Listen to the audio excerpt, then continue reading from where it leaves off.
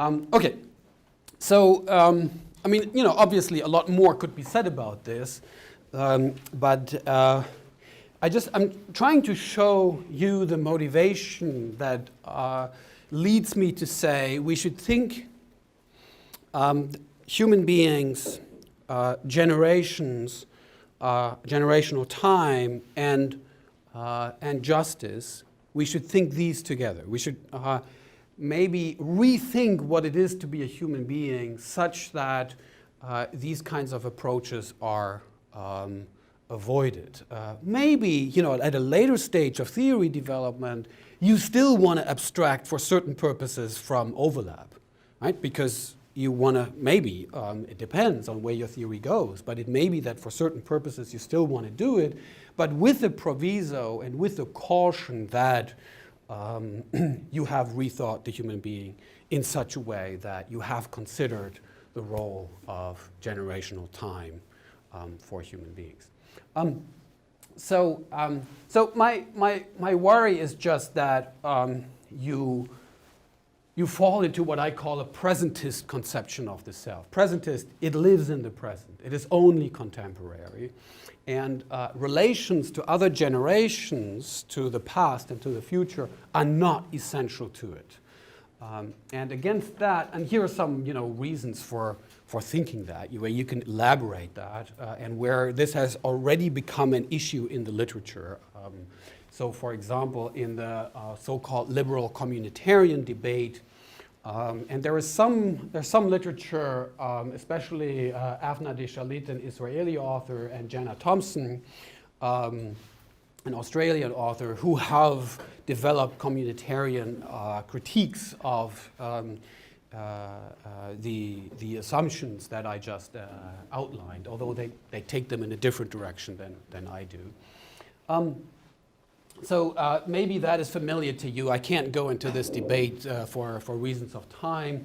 Maybe you know a little bit the work of the Canadian political theorist C.B. Macpherson, who has argued that European modernity is governed by and driven by the conception of a self that has no obligations to anyone. It starts with a human being that owns himself and thereby extends ownership from himself to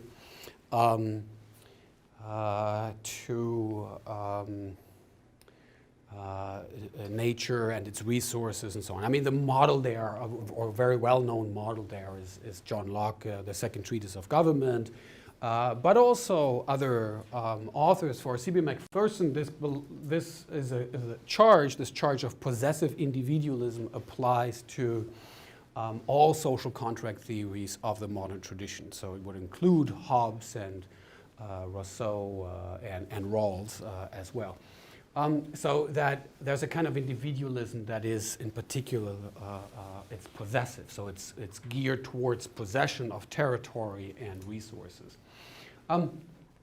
And you can also connect this to certain texts of Heidegger and the French reception of Heidegger, where there is a diagnosis of the metaphysics of presence that ties in well with what I call presentism here, where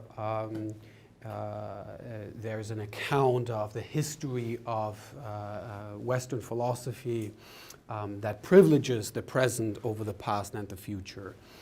And in particular, in the age of subjectivity, you could say, such a privileging takes the form of a kind of possessiveness. So there are other kinds of accounts that you can sort of plug in here.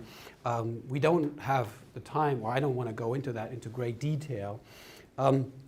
But what I do want to do now is to say that what's crucial is in responding to this present, what I call the presentist conception of the self, is to rethink selfhood and human agency in such a way as to explore generational time. And by generational time, I mean what I also call the time of birth and death. So the significance of birth, which links us to previous generations and death, which links us to future generations. So let us see whether we can really abstract from birth and death, or whether birth and death are not central to human agency and therefore to justice. And you can see where this is going. Of course, my argument is going to be birth and death. The time of birth and death is central to a conception of moral subjectivity, such that justice is always, from the beginning, also intergenerational. That is where this is going. Now, how can you make this claim?